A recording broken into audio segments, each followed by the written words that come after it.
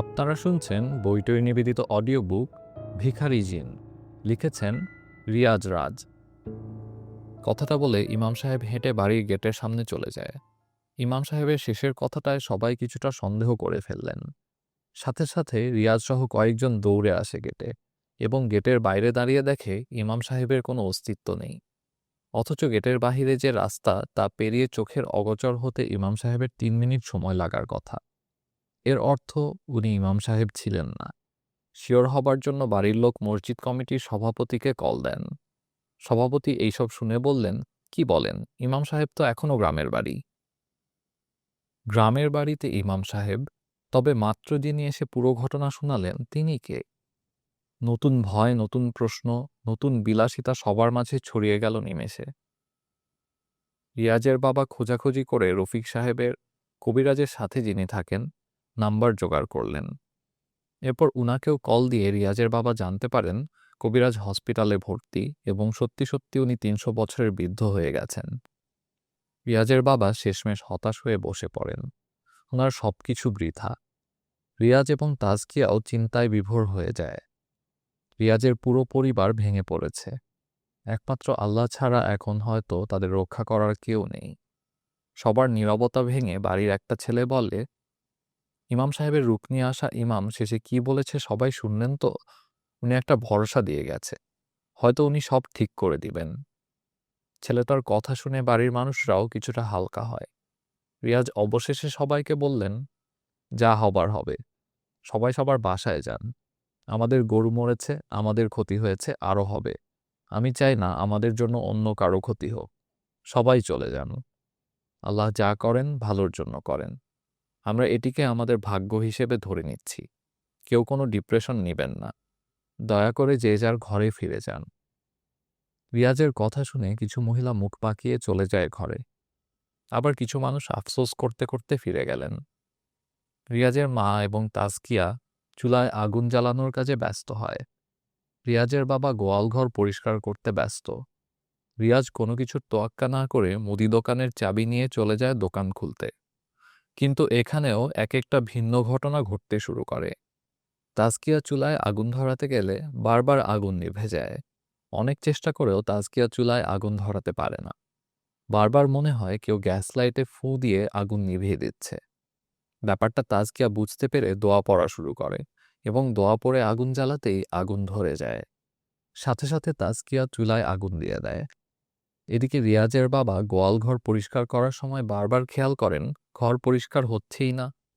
যে সাইড উনি পরিষ্কার করে সামনে এগিয়ে যান, কিছুক্ষণ পর পিছনে তাকিয়ে দেখেন আবার সেটি ময়লা হয়ে গেছে।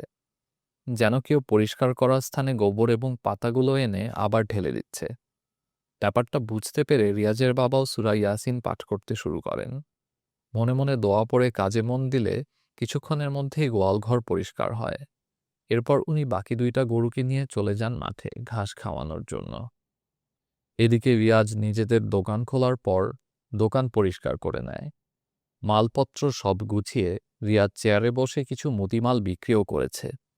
বিক্রি মালের হিসাব খাতায় লেখার সময় একটা লোক রিয়াজকে চাউল দিতে বললেন। রিয়াজ মাথা তুলে সামনে তাকিয়ে দেখে কেউ নেই।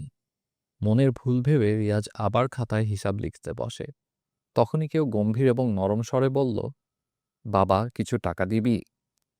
এই কথাটা শুনে রিয়াজ এবার মাথা না তুলেই বুঝে যায় ব্যাপারটা। দোকানে সেই জিন এসে তাকে ডিস্টার্ব করছে। এটা বুঝতে বাকি রয়নি। সাথে সাথে রিয়াজ খাতার দিকে তাকিয়ে দোয়া পড়তে শুরু করে। মুখে সূরা আর কলম দিয়ে খাতায় হিসেব লিখে যাচ্ছে। সেই মুহূর্তে দোকানের সামনে বিকট একটা শব্দ ভেসে আসে। রিয়াজ চট করে মাথা তুলে তাকিয়ে দেখে চাউলের বস্তাটা দোকানের সামনে রাস্তায় পড়ে আছে। বস্তা ফেটে সব চাউল রাস্তায় ছড়িয়ে গেছে। যেন কেউ দোকান থেকে চাউলের বস্তাটা তুলে নিয়ে রাস্তায় সজোরে আছাড় মেরেছে। রিয়াজ তবুও দোয়া পড়া বন্ধ করেনি। বসা থেকে উঠে দোকানের সামনে আসে। আশেপাশে তাকিয়ে দেখে কেউ নেই। যেহেতু গ্রামের একটা রাস্তার পাশে রিয়াজের মুদি দোকান, তাই যাদের কিছু দরকার তারাই আসে। আলাদা আড্ডা দেওয়ার মতো মানুষ এই স্থানে থাকে না। রিয়াজ দোয়া পড়তে পড়তে উপরের চাউলগুলো সরিয়ে একটা পাত্রে রাখে। এরপর যেগুলোয় মাটি লেগেছে তা রাস্তার পাশে ফেলে দেয়। সেদিন আর কোনো সমস্যা হয়নি। সারাদিন এইভাবে কেটে গেছে। রিয়াজের বাবা দুপুরে এসে দোকানে বসে। রিয়াজ ভাত খেয়ে আসে। এরপর আবার রিয়াজের বাবা চলে যায় বাড়িতে। যেহেতু উনি ধার্মিক একজন মানুষ, তাই বিকেলে মসজিদে হওয়া ইসলামিক সমাবেশে তিনি উপস্থিত হন। যখন সন্ধ্যা ঘনিয়ে আসে তখন পাড়ার কিছু ছেলেরা সিগারেট খেতে রিয়াজের দোকানের সামনে প্রতিদিন আড্ডা জমায়। রিয়াজের দোকানের একটু সামনে রাস্তার পাশেই একটা বটগাছ আছে। রাস্তার পাশে তাই বটগাছের নিচে সন্ধ্যার পর যুবক ছেলেরা আড্ডায় মেতে থাকে। প্রতিদিনের মতো আজও অনেকগুলো ছেলে আসলো। শুধুমাত্র তাদের জন্যই রিয়াজ তার দোকানে সিগারেট বিক্রি করে। একজন এসে রিয়াজকে বলল, কি অবস্থা রিয়াজ ভাই? শুনলাম আপনার ওই জিন আবার সমস্যা করতেছে। চিন্তা করবেন না, আল্লাহ ভরসা। আল্লাহর কাছে চান, সব ঠিক হয়ে যাবে। কথাটা বলে সে রিয়াজের থেকে সিগারেট নেয়। এরপর সাথে আসা বন্ধুরা মিলে বটগাছের নিচে চলে যায়। রাত ৮টা। রিয়াজ খেয়াল করে বটগাছের নিচ থেকে হাসাহাসির শব্দ আসছে না অনেকক্ষণ। ছেলেগুলো বটগাছের নিচে যতক্ষণ থাকবে ততক্ষণ গলা ফাটিয়ে গান গাইবে, নয়তো হাসাহাসি করবে। কিন্তু অনেকক্ষণ যাবৎ তাদের শব্দ না পেয়ে রিয়াজ টর্চ লাইট হাতে নেয়। এরপর দোকান থেকে রাস্তায় বেরিয়ে আসে।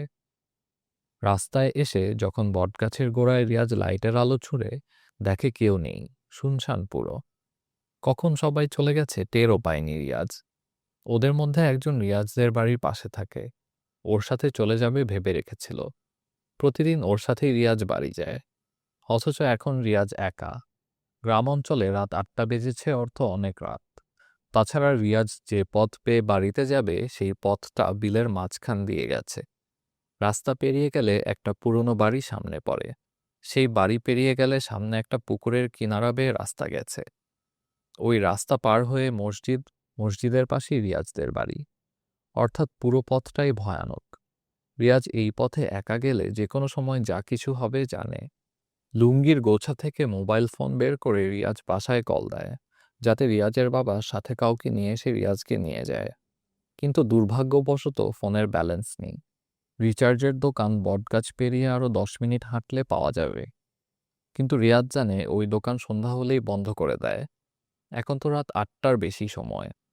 এই রাতে দোকান খোলা থাকবে না। রিয়াজ উপায়ান্তর না পেয়ে দোকান বন্ধ করার সিদ্ধান্ত নেয়। এরপর একা বাড়িতে রওনা করার কথা ভাবে। যেহেতু রিয়াজের পরিবার জানে রিয়াজ পাশের বাড়ির ছেলেটার সাথে ফিরবে, তাই তারা এই বিষয়ে ভাববে না। রিয়াজ রাস্তা থেকে দোকানে ঢুকতে যাবে, তখনই কারেন্ট চলে যায়। চারপাশে ঘুটঘুটে অন্ধকার। রিয়াজ টর্চ লাইট জ্বালায় আবার। পড়তে শুরু করে দোয়া দরুদ। টর্চের আলোয় কোনোভাবে দোকানের ঢাকনা ফেলে তালা মেরে দেয় রিয়াজ। এরপর দোকানের সামনে দাঁড়িয়ে বাড়িতে একা যাবার সিদ্ধান্ত নিচ্ছিল। কিন্তু শেষ একটা ভরসা তখনই পায় সে। রিয়াজের নাম্বারে বাড়ি থেকে কল দেয় জাহাঙ্গীর সাহেব। রিয়াজ কলটা রিসিভ করতেই জাহাঙ্গীর সাহেব বললেন, রিয়াজ, আসার সময় আমার জন্য 2 কেজি আলু নিয়ে আসিস। বাসায় আলু শেষ। আমি টাকা দিয়ে দেব বাড়ি এলে। জাহাঙ্গীর সাহেবের এমন কথা শুনে রিয়াজ বলতে শুরু করল, ঠিক আছে, শুনুন, পাশের বাড়ি শান্ত আজ আমাকে না বলে চলে গেছে। আপনি একটু আব্বুকে বলুন একজনকে সাথে করে নিয়ে আসার জন্য। একা এই পথ বেয়ে আসা কতটা বিপজ্জনক তা তো জানেন আপনি। কথাগুলো বলে রিয়াজ উত্তরের অপেক্ষায় থাকে। কিন্তু ওপাশ থেকে জাহাঙ্গীর সাহেব কোনো উত্তর দিচ্ছিল না। রিয়াজ কয়েকবার হ্যালো হ্যালো করে ফোনের স্ক্রিনে তাকায়। এরপর দেখে ফোন বন্ধ। রিয়াজের সারা দেহ শিউরে ওঠে। কথাটা শেষ হবার আগে ফোনটা অফ হয়ে গেল। জাহাঙ্গীর সাহেব তো শুনেওনি মনে হয়। শেষ ভরসাটাও হাতছাড়া হয়ে গেল। অথচ রিয়াজের স্পষ্ট মনে আছে, ফোনে 63% চার্জ ছিল। একা দোকানের সামনে দাঁড়িয়ে আছে রিয়াজ। শীতের রাত। গ্রামের রাস্তায় নেই কোনো কাকপক্ষী। হয়তো যারা আছে তাদের ভয় পাচ্ছে রিয়াজ। ওদের সামনে যেন রিয়াজ না পড়ে। চারপাশে কুয়াশার আবরণ ছড়িয়ে আছে। রিয়াজ উপায়ান্তর না পেয়ে রওনা করে দেয়, একা একা বিলের রাস্তা ধরে। আপনারা শুনছেন বইটই নিবেদিত অডিও বুক ভিখারি জিন। লিখেছেন রিয়াজ রাজ। একা দোকানের সামনে দাঁড়িয়ে আছে রিয়াজ। শীতের রাত। গ্রামের রাস্তায় নেই কোনো কাকপক্ষী। হয়তো যারা আছে তাদের ভয় পাচ্ছে রিয়াজ। ওদের সামনে যেন রিয়াজ না পড়ে। চারপাশে কুয়াশার আবরণ ছড়িয়ে আছে। রিয়াজ উপায়ান্তর না পেয়ে রওনা করে দেয়, একা একা বিলের রাস্তা ধরে। রাস্তার দুই পাশে ঘিরে থাকা বিলের মাঝে সাদা ঝাপসা কুয়াশাগুলো যেন এক একটি দেওয়াল। বিলের মাঝ দিয়ে মাটি রাস্তা বেয়ে টর্চলাইট হাতে শীতের কাঁপুনি নিয়ে চলছে রিয়াজ। যেহেতু পূর্বতন ভয় কাজ করছিল রিয়াজের মনে, তাই হাঁটার মাঝে রিয়াজ বারবার মনে হচ্ছিল তার আশেপাশে কেউ আছে। হ্যাঁ, এটা মনের ভয়। সাধারণত সবার মনেই এমন খটকা জাগে যখন নীরব একা অন্ধকার পথ কেউ পাড়ি দেয়। ঠিক একই ভয় রিয়াজ পাচ্ছিল। একবার ডান দিকে টর্চ মারে, আবার বাম দিকে। বিলের উপরে ভেজা কাঁচা ধানের পাতাগুলো কুয়াশার পানিতে চকচক করছে। ভয়ের অনুভূতি এবং শীতের শীতলতা নিয়ে এগিয়ে যাচ্ছে রিয়াজ। এইভাবে 5 মিনিট হাঁটার পর আচমকা রিয়াজ পা চালানো বন্ধ করে দেয়। মুখে রিয়াজ দোয়া দরুদ এতক্ষণ পড়ে যাচ্ছিল, কিন্তু কয়েক সেকেন্ড আগে রিয়াজের মনে হলো রাস্তার ডান পাশ থেকে বাম পাশে একটা কুকুর দৌড়ে বাম দিকের বিলে নেমে গেছে। যদিও পূর্বতন ভয় রিয়াজের মাঝে বিচরণ করছিল, এইবার সেই ভয় সত্যিকারে পরিণত হয়ে গেল। রিয়াজ দোয়া দরুদ বন্ধ না করে আবার পা চালাতে থাকে, কিন্তু কয়েক গজ সামনে এগিয়ে যেতে একইভাবে এইবার বাম পাশ থেকে একটা কুকুর দৌড়ে ডান পাশের বিলে নেমে গেছে। স্পষ্ট এমন দৃশ্যপট দেখে ভয়ে রিয়াজের শিরদাঁড়া বেয়ে একটা শীতলতা বয়ে যায়। রিয়াজের বুঝতে বাকি রয়নি এইবার কোনো অশরীরই তার পিছু নিয়েছে। প্রচণ্ড শীতের মাঝে এখন রিয়াজের ঘাড় ঘামতে শুরু করে। বুকের ধুকপুকানি ধীরে ধীরে দ্বিগুণ হয়ে গেছে। এতক্ষণ শীতে যেখানে হাত পা কাঁপুনি দিচ্ছিল, সেখানে এখন গরমের উত্তাপে গা দিয়ে ধোঁয়া বের হচ্ছে। রিয়াজ জোরে জোরে পা চালাতে থাকে এবং এগিয়ে যাচ্ছে মূল গন্তব্যে। কিছু দূর এইভাবে আরও যাবার পর রিয়াজ এইবার আরও একটি বিষয় উপলব্ধি করে। রিয়াজের মনে হতে লাগলো মাত্র সে সেখান থেকে হেঁটে এসেছে, এখনও সেখান দিয়েই হেঁটে যাচ্ছে। ভয়টা যেন এইবার আরও বাড়তে থাকে রিয়াজের। তবুও নিশ্চিত হবার জন্য রিয়াজ পকেটে হাত দেয় এবং সেই মুহূর্তে মেঘ না চাইতেই জল পাওয়ার মতো ঘটনা ঘটে। রিয়াজ পকেটে হাত দিয়েছে কিছু একটা বের করে রাস্তায় ফেলার জন্য, যাতে এটা বুঝতে পারে একই পথে আবার এলে সে রাস্তায় ফেলা বস্তুটি দেখতে পাবে। কিন্তু সেটি খুঁজতে গিয়ে রিয়াজ পকেটে পায় সিগারেটের প্যাকেট। এতক্ষণ আতঙ্ক এবং ভয়ের মাঝে রিয়াজের মনে ছিল না ওর পকেটে সিগারেট আছে। তৎক্ষণাৎ কিছু না ভেবে পকেট থেকে একটা সিগারেট বের করেই গ্যাস লাইট দিয়ে সেটিতে আগুন ধরায়। সাধারণত আমরা জানি জিন বা অশরীরী যেটাই হোক, তারা আগুন ভয় পায়। সেটি এড়াতে রিয়াজ সিগারেট ধরিয়ে জোরে জোরে পা চালাতে শুরু করে। কিন্তু এইবারও রিয়াজের মনে হচ্ছে সে বারবার একই পথে হাঁটছে। এইভাবে হলে তো সারা রাত হাঁটতে পারবে, কিন্তু বাসায় যেতে পারবে না। নিশ্চিত হবার জন্য রিয়াজ সিগারেটের প্যাকেট ছিঁড়ে এক টুকরো কাগজ নেয় এবং সেটি রাস্তার ঠিক মাঝে রেখে আবার হাঁটতে শুরু করে। আশ্চর্যজনকভাবে মাত্র 30 সেকেন্ড হাঁটার পরেই রিয়াজ সেই কাগজের টুকরো তার সামনে দেখতে পায়। যেন সব ঠিকঠাক আছে, শুধু রাস্তাটা শেষ হচ্ছে না। ভয়ে এইবার রিয়াজ হাঁটা থেকে দৌড় দিতে শুরু করলো। হাতের সিগারেট ধীরে ধীরে শেষ ঘনিয়ে আসছে। রিয়াজ বারবার রাস্তায় ফেলে দেওয়া সেই কাগজের টুকরো দেখতে পায়, অর্থাৎ তাকে যেতে দেওয়া হচ্ছে না। বারবার একই পথে দৌড়ে যাচ্ছে রিয়াজ। দৌড়ের মাঝে এইবার রিয়াজ জোরে জোরে সূরা পড়তে শুরু করে। গলা ফাটিয়ে চিৎকার দিয়ে সূরা পড়ায় রিয়াজ অনুভব করে এইবার আর রাস্তায় কাগজের টুকরো দেখা যায় না, অর্থাৎ এইবার ঠিকই পথ পাড়ি দেওয়া হচ্ছে। রিয়াজ কিছুটা সাহস পেয়ে জোরে জোরে সূরা পড়ে যাচ্ছে এবং দৌড় দিচ্ছে। এভাবে 1 মিনিট দৌড়ানোর পর রিয়াজের কানে যেন কেউ ফিসফিস করে বলতে শুরু করে, কি ভেবেছিস পালিয়ে কত দূর যাবি তুই? আজ রাতটা তোর জন্য নয়, এটি আমাদের। ফিসফিস শব্দটা শুনে রিয়াজ যেন এইবার সূরা পড়া ভুলে যাচ্ছে। ভয়ে হাত পা এত জোরে কাঁপছে, মুখ দিয়ে কোনো কিছুর সঠিক উচ্চারণ করা সম্ভব হচ্ছিল না। রিয়াজ ব্যাপারটা বুঝতে পারে। ধীরে ধীরে ওর শরীরে শক্তি কমে যাচ্ছে। যত তাড়াতাড়ি সম্ভব এই বিলের পথ পার করে যেতে হবে। কিন্তু কথায় আছে, যেখানে বাঘের ভয় সেখানেই রাত হয়। দৌড়ের মাঝে আচমকা হাঁটুর সাথে ধাক্কা লেগে রিয়াজের হাতে থাকা টর্চ লাইট রাস্তায় পড়ে যায়।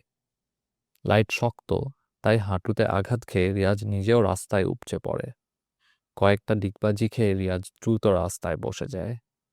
ডিগবাজি খাওয়ায় কোথায় গেল লাইট আর কোথায় গেছে হাতের সিগারেট তা খেয়ালও করতে পারেনি।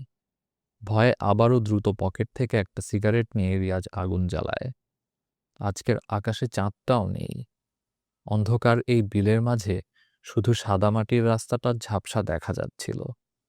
টর্চ কোথায় পড়েছে এখন খোঁজার সময় নেই ভেবে রিয়াজ সাদা ঝাপসা মাটির দিকে তাকিয়ে এলোপাথারি আবার দৌড় লাগায়।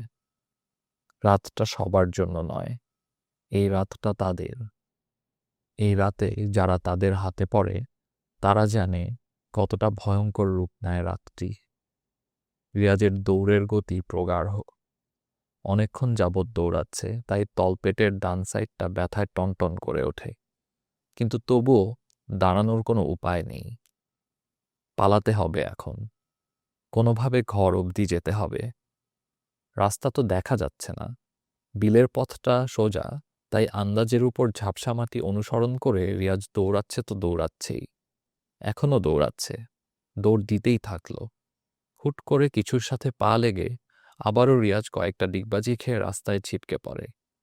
এইবার আর হাতের সিগারেট পড়েনি, শক্ত করে ধরা ছিল। রিয়াজ মাটিতে বসে পিছনে যখন তাকায় দেখে সাদা ধবধবে কিছু একটা রাস্তার ঠিক মাঝে শুয়ে আছে। অর্থাৎ এটির সাথেই পা লেগে রিয়াজ পড়ে গেছে। এবং এটিও রিয়াজের বুঝতে বাকি রয়নি এইটা একটা কাফনে মোড়ানো লাশ, যা রাস্তায় ঠিক মাঝে লম্বা হয়ে শুয়ে আছে। প্রথমত রিয়াজের হাতে লাইট নেই, দ্বিতীয়ত তলপেট ব্যথা নিয়ে অনেকক্ষণ ধরে দৌড়ে যাচ্ছে। ভয়ে সারা শরীর থরথর করে কাঁপছে। আর এখন তো চোখের সামনে একটা লাশ পড়ে আছে। রিয়াজ দুর্বল হয়ে যায় আরও। অনেকে এমন অবস্থায় ভয়ে চিৎকার দিয়ে জ্ঞান হারায়। রিয়াজও চেষ্টা করছিল কোনোভাবে তার জ্ঞান চলে যাক। কিন্তু দুর্ভাগ্যজনক ঘটনা হলো, জ্ঞান হারানো তো দূরে থাক, রিয়াজ কথাই বলতে পারছে না। যেন রিয়াজ বোবা হয়ে গেছে, না পারছে চিৎকার দিতে আর না পারছে শব্দ করে সূরা পড়তে।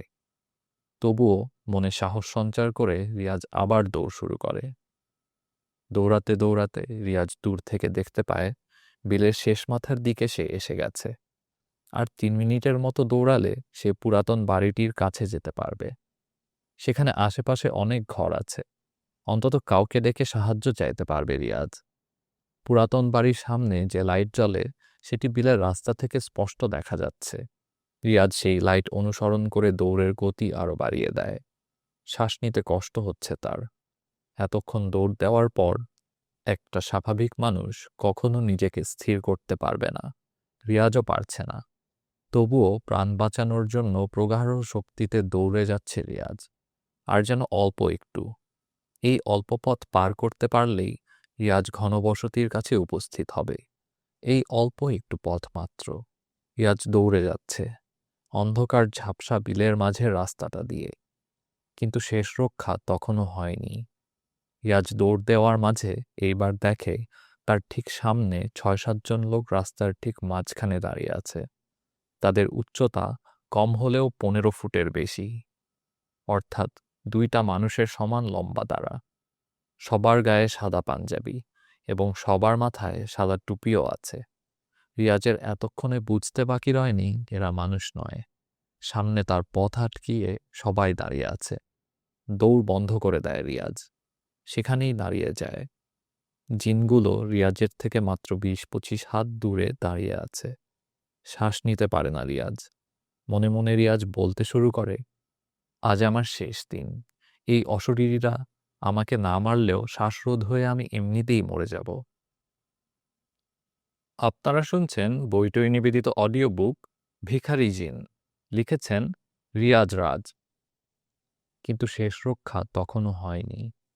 রিয়াজ দৌড় দেওয়ার মাঝে এইবার দেখে তার ঠিক সামনে 6-7 জন লোক রাস্তার ঠিক মাঝখানে দাঁড়িয়ে আছে।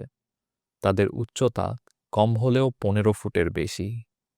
অর্থাৎ 2টা মানুষের সমান লম্বা তারা। সবার গায়ে সাদা পাঞ্জাবি এবং সবার মাথায় সাদা টুপিও আছে। রিয়াজের এতক্ষণে বুঝতে বাকি রয়নি এরা মানুষ নয়। সামনে তার পথ আটকিয়ে সবাই দাঁড়িয়ে আছে।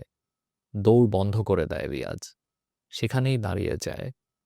জিনগুলো রিয়াজের থেকে মাত্র ২০-২৫ হাত দূরে দাঁড়িয়ে আছে। শ্বাস নিতে পারে না রিয়াজ। মনে মনে রিয়াজ বলতে শুরু করে, আজ আমার শেষ দিন। এই অশরীরীরা আমাকে না মারলেও শ্বাসরোধ হয়ে আমি এমনিতেই মরে যাব। এরপর জ্ঞান হারায় রিয়াজ। কিছুর ঝাঁকুনিতে রিয়াজের চোখ খোলে। ঝাপসা অন্ধকারে রিয়াজ খেয়াল করে কয়েকজন মিলে রিয়াজকে কোলে নিয়ে দৌড়ে যাচ্ছে। শরীরটা অনেক জ্বালা পোড়া দিচ্ছে। রিয়াজের মনে হচ্ছে তার দেহের প্রত্যেক অংশ কেটে লবণ ছিটানো হয়েছে। চারদিকে ঘুটঘুটে অন্ধকার। আশপাশ থেকে কিছু আরবি উচ্চারণের শব্দ শোনা যাচ্ছে। অর্ধজ্ঞান, তাই বোঝা যাচ্ছে না সঠিক উচ্চারণ। তবে যারা রিয়াজকে নিয়ে যাচ্ছে তাদের কাছে কিছু একটার আলো দেখা যাচ্ছে। রিয়াজ স্পষ্ট দেখতে পায় না কিছু। কে নিয়ে যাচ্ছে তাকে, কোথায় নিয়ে যাচ্ছে, কিছুই বুঝে উঠতে পারে না সে।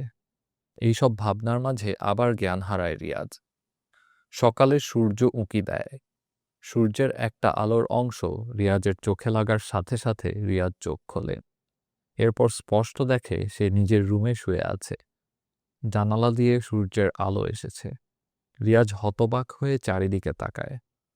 নিশ্চিত হয় এইটা নিজেরই রুম। গায়ে একটা কাঁথা মোড়ানো। বিছানায় শুয়ে আছে সে। রিয়াজ নড়তে গিয়ে অনুভব করে বুকটা অনেক ব্যথা। হাতটা তুলে কাঁথা সরানোর চেষ্টা করলে আবারও অনুভব করে হাতটাও জ্বলছে। রিয়াজ মাথা ঘুরিয়ে হাতে তাকিয়ে দেখে হাতের মধ্যে কিছু আঘাতের চিহ্ন। যেন কেউ নখ দিয়ে রিয়াজের হাতে আঁচড় মেরেছে। রিয়াজ কোনোভাবে কাঁথা সরিয়ে দেখে বুকেও অনেক আঘাতের চিহ্ন। রিয়াজ এই জ্বালাপোড়া নিয়ে শোয়া থেকে উঠে। এরপর আয়নার সামনে গিয়ে দেখে রিয়াজের মুখেও অনেক আঁচড়ের দাগ। পুরো মুখে নখের খামচির চিহ্ন। রিয়াজ কিছুই বুঝে না।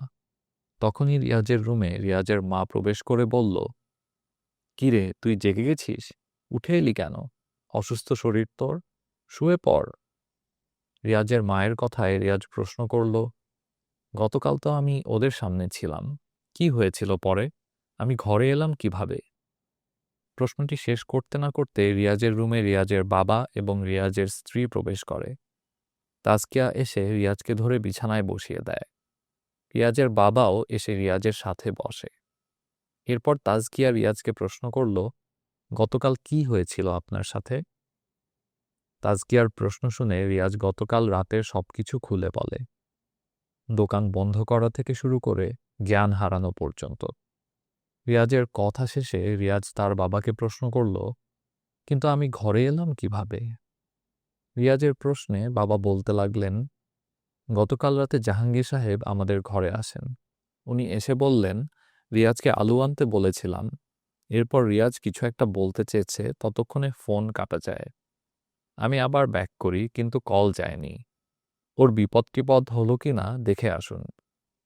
জাহাঙ্গীর সাহেব এগুলো বলে চলে যেতে চাইলেন।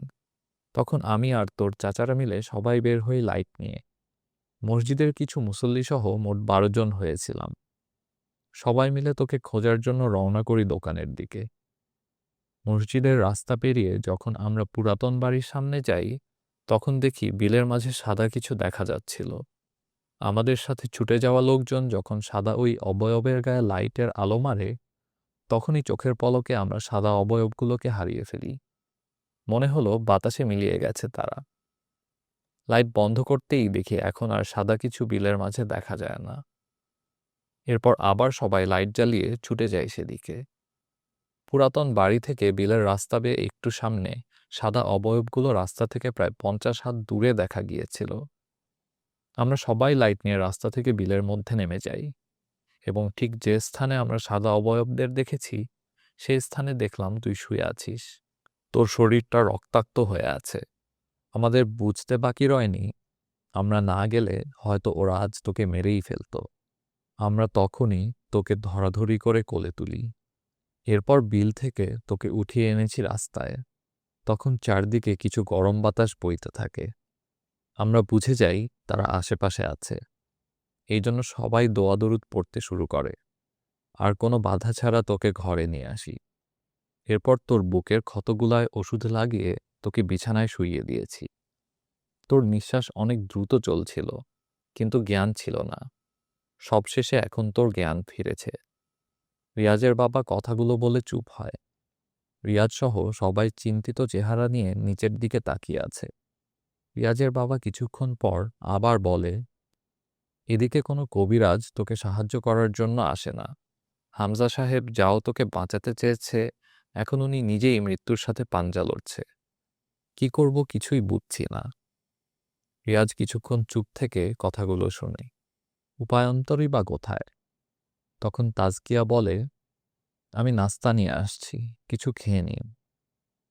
সেদিন সকালটা ওইভাবে কাটে। এরপর প্রায় 2 দিন কেটে যায়।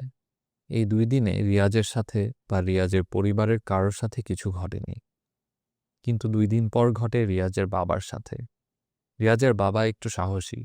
মাগরিবের নামাজ শেষ করে গোয়াল ঘরে আসেন। গরু বেঁধে গরুকে ঘাস এনে দিয়ে উনি পুকুর পাড়ে যান হাত মুখ ধোয়ার জন্য। হাত ধুয়ে যখন মুখে পানি মারলেন, তখনই রিয়াজের বাবা খেয়াল করেন একটি অপ্রত্যাশিত ঘটনা। এমন ঘটনা যা কেউ কখনো দেখতে চাইবে না। রিয়াজের বাবা দেখেন, ওনার থেকে মাত্র 3 হাত দূরে একটা মহিলা পানিতে। মহিলার মাথা এবং চোখ পানির ওপর, বাকি দেহের পুরো অংশ পানির নিচে, অর্থাৎ মহিলার নাকটাও পানির নিচে। শুধু মহিলার চোখ এবং মাথার চুল পানির ওপর। রিয়াজের বাবা এমন দৃশ্য দেখে উঠে দৌড় দিতে যাবেন, তখনই পানি থেকে সেই মহিলা এক লাফে সিঁড়িতে উঠে আসেন। একেবারে রিয়াজের বাবার সামনে এসে সেই মহিলা দাঁড়ায়। এইবার রিয়াজের বাবা মহিলার পুরো দেহ স্পষ্ট দেখতে পায়। মহিলার পুরো দেহ বাঁশের মতো, অর্থাৎ হাত পা এতই চিকন যা আমাদের হাতের একটা আঙুলের সমান চিকন। মহিলার পেটও এতই চিকন যেন একটা বাঁশের অংশ সেটি। শুধু মহিলার মাথাটা বড়। মাথাটা আমাদের মতো স্বাভাবিক মানুষের মতোই। চোখগুলো সাধারণ মানুষের মতো। কিন্তু মহিলার মুখটা ছিল ভয়াবহ। মহিলার মুখে কোনো দাঁত নেই, ঠোঁট পর্যন্ত নেই ওনার। হাঁ করে আছেন তিনি। ওনার গোল মুখের ভিতরে পচা মাংসের মতো কিছু দেখা যাচ্ছে, এবং সেই মুখ থেকে এমন এক বিশ্রী দুর্গন্ধ ভেসে আসছে যা কারো নাকে গেলে সে তৎক্ষণাৎ বমি করে দেবে। রিয়াজের বাবা এমন দৃশ্য দেখে আর নিজেকে কন্ট্রোল করতে পারেনি। আপনারা শুনছেন বইটই নিবেদিত অডিও বুক ভিখারি জিন, লিখেছেন রিয়াজ রাজ। কিন্তু মহিলার মুখটা ছিল ভয়াবহ। মহিলার মুখে কোনো দাঁত নেই, ঠোঁট পর্যন্ত নেই ওনার। হাঁ করে আছেন তিনি। ওনার গোল মুখের ভিতরে পচা মাংসের মতো কিছু দেখা যাচ্ছে, এবং সেই মুখ থেকে এমন এক বিশ্রী দুর্গন্ধ ভেসে আসছে যা কারো নাকে গেলে সে তৎক্ষণাৎ বমি করে দেবে। রিয়াজের বাবা এমন দৃশ্য দেখে আর নিজেকে কন্ট্রোল করতে পারেনি। আগেই বলেছিলাম উনি একটু সাহসী। চোখের সামনে বিপদ দেখে পিছিয়ে না গিয়ে উনি সোজা সেই ভয়ানক মহিলার গলা টিপে ধরেন। এদিকে মহিলা রিয়াজের বাবার দিকে তাকিয়ে একটা বিশ্রী হাসি দেয়। তবুও রিয়াজের বাবা ভয় না পেয়ে মুখে সূরা এবং হাতে লড়াই করে যাচ্ছেন। ভয় না পাবার কারণে হয়তো সেই যাত্রায় তিনি বেঁচে যান। সূরা ইয়াসিনের কিছু লাইন পড়ার পর মহিলা নিজের গলা ছাড়ার জন্য হাতাহাতি শুরু করে। রিয়াজের বাবা স্পষ্ট বুঝতে পারে মহিলার চিকন হাতটা এতই নরম যে যেন রবারের হাত। মহিলার এমন ভয় দেখে রিয়াজের বাবা আরো জোরে গলা টিপে ধরেন। মুখে আল্লাহর বাণী উচ্চারণ করেই যাচ্ছেন। একটা সময় মহিলা রিয়াজের বাবার হাত ছাড়িয়ে টুপ করে পানিতে ঝাঁপ দেয়, আর তলিয়ে যায় সে। রিয়াজের বাবাও আর এক মুহূর্ত সেখানে দাঁড়ায়নি, দৌড়ে চলে আসেন ঘরে। আল্লাহর বাণীর উপর শক্তিশালী কোনো মন্ত্র নেই এই পৃথিবীতে। আপনাদের মনে প্রশ্ন জাগবে, এরপরে কি হয়েছিল? একই প্রশ্ন আমার মনেও জেগেছে। এই ভিখারি জিন গল্পটা শুরুতে আমি বলেছিলাম এটি 80% সত্য ঘটনা, কারো লাইফে ঘটে যাওয়া সত্য ঘটনা। ঘটনা সুন্দর করে উপস্থাপন করার জন্য আমি কিছু এক্সট্রা লাইন বা ঘটনা যুক্ত করেছি, তাই এটি হয়ে গেছে 80% সত্য। গল্পের সকল চরিত্র ছদ্মনাম ব্যবহার করেছি আমি। এই ঘটনা যার সাথে ঘটেছে সে আমাকে তার নাম লিখতে মানা করেছে। রিয়াজের বাবার সাথে ঘটে যাওয়া ঘটনার পর রিয়াজ, ছদ্মনাম, আমাকে আর ঘটনা বলেনি। অর্থাৎ গল্পের মূল ক্যারেক্টারের থেকেই আমার পুরো গল্প শোনা। সেদিন ঘটনা শুনতে শুনতে প্রায় গভীর রাত হয়ে যায়। রিয়াজ আমাকে বলল, আজ আর না, অনেক রাত হয়ে গেছে। সকালে আমার অফিস মিস হলে বসের বকা খেতে হবে। বাকিটা কাল বলি। রিয়াজের মুখে এমন কথা শুনে আমিও ঠিক আপনাদের মতো ছন্নছাড়া হয়ে গিয়েছিলাম। পাঠকদের একটু ভিন্ন গল্প উপহার দিব ভেবে সত্য ঘটনা কালেক্ট করতে নেমেছিলাম, কিন্তু এমন একটা দুর্দান্ত আর মর্মান্তিক ঘটনা শুনব যা একেবারে সত্য, তা আমার কল্পনাও ছিল না। আমি রিয়াজকে বললাম, আর অল্প একটু বলুন না, পরে আপনি কিভাবে ঠিক হলেন? কোন কবিরাজ বাঁচিয়েছে আপনাদের? আমার কথা শুনে রিয়াজ বলল, ধৈর্য ধরুন, ধৈর্যের ফল মিষ্টি হয়। আমিও ধৈর্য ধরেছিলাম, তাই হয়তো ফল পেয়েছি। কিন্তু এখনও একটু অসতর্কতায় চললে আমার জন্য মহা বিপদ। আজকে বাসায় যান লেখক সাহেব, কাল ঠিক সন্ধ্যায় চলে আসুন এখানে। এরপর চায়ের বিল দিয়ে উনি চলে গেলেন বাসায়। আমি কক্সবাজারে ব্যবসার খাতিরে গত 2.5 বছর ধরে রয়েছি, সবাই জানেন। ব্যবসায়িক কাজে এই রিয়াজের ছদ্মনাম সাথে আমার পরিচয় হয়। উনি আমাকে বলেছিলেন একদিন ওনার জীবনের ঘটনাটি লেখার জন্য। আমি অতটা গুরুত্ব দেইনি, কিন্তু এখন মনে হচ্ছে আমাকে অনেক আগেই উনার গল্পটি শোনা উচিত ছিল। সেদিনের মতো ডলফিন মোড় থেকে আমি চলে আসি উখিয়াতে, অর্থাৎ আমার নিজের বাসায়। রাতে যখন বিছানায় মাথা ফেলি, তখনও আমি ভাবছিলাম, এমনও হয়? এতটা ভয়ানক এবং অলৌকিক ঘটনা কিভাবে ঘটে মানুষের সাথে? অনেক চিন্তায় ছিলাম। রাতটা আমার কোনোভাবে কেটেছে। সকালে ঘুম থেকে উঠে আমি ফজরের নামাজ পড়তে যাই। নিত্যদিনের মতো নামাজ শেষে ব্যবসায়িক কাজে বের হই। যত স্থানে আমার বিজনেস রয়েছে সবখানে গিয়ে চেক করে আসি। সব ঠিকঠাক করতে করতে দিনের 12টা বেজে গেল। আমি রিয়াজ ভাইকে কল দিলাম, কিন্তু উনি আমার ফোন ধরলেন না। আমি যেন সহ্য করতে পারছিলাম না। কবে সন্ধ্যা হবে, কবে আমি বাকি ঘটনা শুনব। ঠিক বিকেল 3টায় রিয়াজ আমাকে কল দেয়। আমি এমনভাবে তাড়াহুড়ো করে ফোন রিসিভ করলাম যেন আমার লাখ টাকার অফারের একটি কল ধরেছি। ফোন রিসিভ করতেই ওপাশ থেকে রিয়াজ বললেন, সরি ভাই, অফিসের কাজে বিজি ছিলাম, তাই কল ধরতে পারিনি। উনার কথা শুনে আমি এক মুহূর্ত দেরি করলাম না।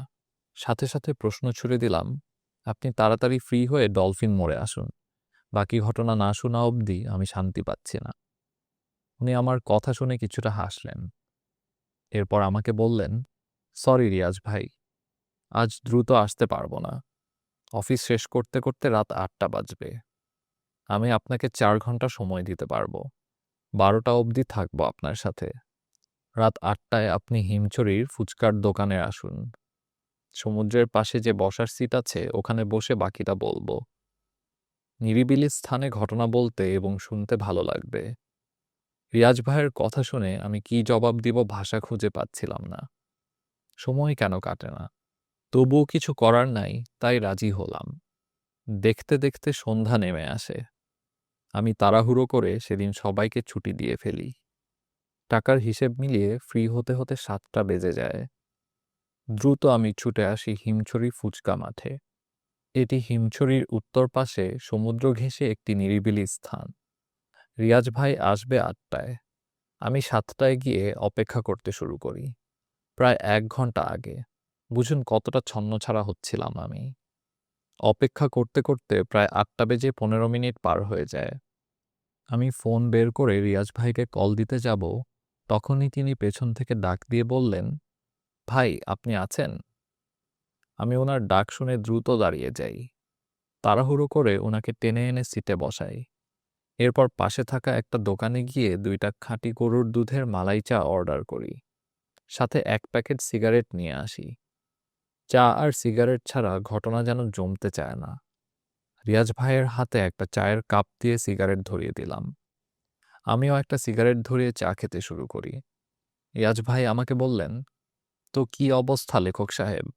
আমি ওনার প্রশ্ন শুনে বিরক্তিকর স্বরে বললাম, অবস্থা জিজ্ঞাস পরে করেন, ঘটনা শুরু করেন। আপনার বাবার সাথে ঘটনা ঘটার পর হয়েছিল কি? রিয়াজ ভাই আমার প্রশ্ন শুনে মুচকি হাসেন। এরপর উনি বলতে শুরু করেন আবার। উনি যেভাবে বলেছেন আমি সেইভাবে আপনাদের আবার বলে যাচ্ছি। সেদিন রিয়াজের বাবা দৌড়ে ঘরে উপস্থিত হয়। রিয়াজের বাবা ঘরে প্রবেশ করার সাথে সাথে রিয়াজ নাক টানতে শুরু করে। কিছুর ঘ্রাণ নিচ্ছিল তীব্রভাবে। রিয়াজের বাবা সহ সবাই রিয়াজের দিকে তাকিয়ে আছে। রিয়াজ কিছুক্ষণ জোরে ঘন নিঃশ্বাস নিয়ে বলল, আমি সেই ঘ্রাণ পাচ্ছি, ওই জিন এলে যেমন ঘ্রাণ হয় সেটি। রিয়াজের বাবা কথাটা শুনে রিয়াজের পাশে এসে বসলেন। রিয়াজের বাবা কাছে আসায় রিয়াজ চোখ বড় করে বলল, বাবা, তোমার গা থেকেই তো সেই ঘ্রাণ আসছে। রিয়াজের বাবা এক পাহাড় হতাশা নিয়ে বললেন, ওর গলা টিপে ধরেছি এই হাতে, এই জন্য হয়তো এমন হচ্ছে। রিয়াজের বাবার কথা শুনে সবাই প্রশ্ন করলেন, কি হয়েছে? রিয়াজের বাবা তখন পুকুর ঘাটের ঘটনাটি বলেন সবাইকে। রিয়াজের বাবার মুখে পুরো ঘটনা শুনে ফ্যামিলির লোকজন আরও ভয় পেতে শুরু করে, বিশেষ করে তাজকিয়া এবং রিয়াজের মা। তাজকিয়া তো ভয়ে বিছানায় উঠে রিয়াজের সাথে চেপে বসে। এদিকে রিয়াজের মা বলল, আল্লাহর উপর ছেড়ে দেন সব, উনি যা করবেন ভালোর জন্যই করবেন। সেদিন রাতে খাওয়া দাওয়া শেষ করে সবাই শুয়ে পড়ে। রিয়াজের বুকে তাজকিয়া মাথা রেখে গভীর ঘুমে মগ্ন। যদিও বুকে নখের আঁচড় রয়েছে, কিন্তু ব্যথা অত বেশি হচ্ছে না। রিয়াজ দু চোখ খোলা রেখে উপরের দিকে তাকিয়ে আছে।